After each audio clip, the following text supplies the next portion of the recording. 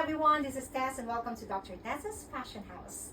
Mag-share ako sa inyo ng tips kung paano ninyo maita-transform ang isang very ordinary polo shirt into something that is stylish and elegant.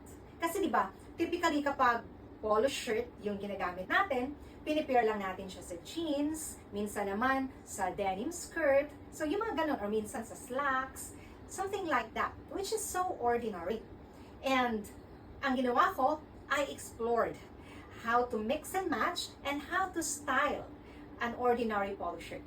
As what you can see in my attire right now, this is actually a K-pop inspired outfit because today we had a Christmas party in the university where I am teaching and we had a presentation. So I danced on stage, kaya dapat syempre maganda din yung outfit. But we were required to wear this polo shirt. Kaya ang ginawa ko, I styled it para maganda naman yung hitsura ko sa stage. Okay, so as what you can see, this is a khaki colored polo shirt.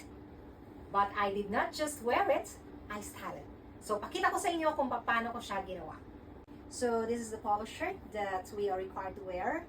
At i-pair ko siya dito sa aking plaid pleated skirt. And para mas may dating siya, para magmukha siyang K-pop or J-pop ang dating, gagamit ako nitong long black socks at mini boots.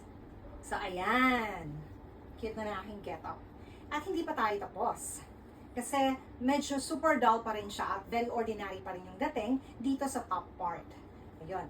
So, since sabi ko nga, black at red yung bagay, may color siya. So, pwede niyong lagyan siya ng necktie. Ayun. And wala akong red na tie. Actually, mas maganda kong red. Pero since I have black, so yun na lang yung pagtsagaan muna natin sa ngayon. Okay. So, ayan na siya. And sabi ko nga, magpa-perform ako sa stage. So, masyado siyang dull pa rin. And it's a Christmas presentation. So, dapat something naman medyo striking dapat. Kaya, lagyan natin siya nito. Okay. Again, mas maganda sana kung red din ito. But unfortunately, wala akong red na peplum spaghetti top. So, pwede na to. Para magkaroon naman ng konting accent yung aking suot, lagyan natin siya nito. Belt harness na, di ba sabi ko nga, yung parang ini-aim ko is parang K-pop or J-pop look since I will be dancing on stage. So, lagay natin to.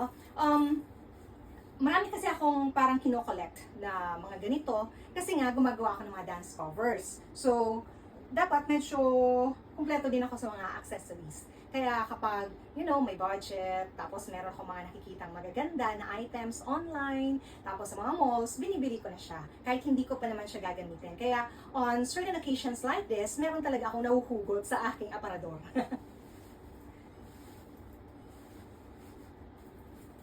Ayun. So mga matagal ko na tong collections. And even these clothes that I'm wearing, mga matatagal ko na tong nabili. Taon na actually, pero hindi ko sila dinidiscard kasi nga alam ko na magagamit ko din yun someday.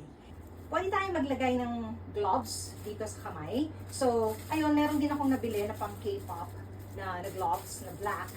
I saw this online in Shopee at naganda na ko. Mura lang naman siya. So, I bought this last year. Ayun, at ngayon ko siya nagamit na year na to. Ayun. And pair siya, pero gagamitin ko isa lang para mas maganda yung dating niya. Kasi masyado nang heavy with black color yung aking outfit. At medyo dull na din to. Ayun. So, gamitin natin yung isa lang. And dito na lang sa left side.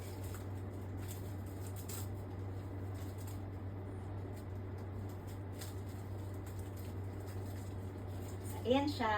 So, nagmamatch na siya dito sa aking chains, sa aking harness belt. And for my hair, I decided to wear a wig so that it will be easier. And not a black wig anymore kasi black na to and very pale na yung aking shirt. So I decided to wear this. This is Marin Kitagawa's wig. So i-pair ko muna siya dito sa aking outfit. Diba? Ang ganda na, no? And lagyan pa natin ng accessory sa aking ulo. So, habang papunta ako dun sa venue ng party namin, eto muna yung ginamit ko. So, naglagay ako ng red beret sa aking ulo. Syempre, earrings, silver earrings, para mag-match siya dito. Ayan, perfect na yung aking outfit. Ayan, so, kita nyo, na-transform ko yung aking plain polo shirt into a K-pop, J-pop outfit. Tapos yung pagsayaw ko sa stage, syempre Christmas presentation yon. So, pinalitan ko yung aking red beret nito para may Christmas accent naman siya. Ayun, ay, nagsihulugan na yung aking mga gamit. Ayan na siya. Diba? Ang cute niya.